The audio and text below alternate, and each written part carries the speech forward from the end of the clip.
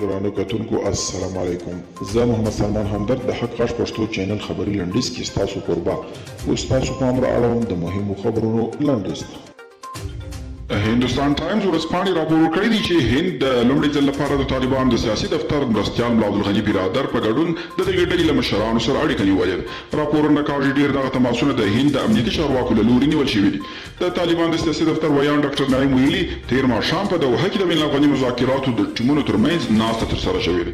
د نوموړي په خبره په دې لیدنه کې د دواړو لورو د مذاکراتو پر چټکتیا او د اجنډا د موضوعاتو په اړه خبرې اترې کړي دي. د ایران ولسمشر حسن روحاني تېره ورځ د کابینې غونډې ته ویلي ایران ولسمشري ټاکنو ته د چمتووالي پر مهال جفا او ډېر بد ظلمونه شوي دي. نوموړي زیاته کړې چې نږدې 2 میاشتې وروسته ټاکنې کېږي، خو په خبره یې نوماندان د خپلو ټاکنیزو پروګرامونو د وړاندې کولو پر ځای د حکومت پر ضد څرګندونې کوي. او مجرو وایي په راتلونکو 4 اونیو کې موږ تر ټولو د بدمرغه حالت انتظار کوو. د عامه روغتیا وزارت سرپرست وحید مجرو وایي چې کرونا شمېر ورځ په ورځ ډېرېږي. د هغه په وینا د هېواد روغتونونه د خلکو معنوي ملاتړ ته اړتیا لري.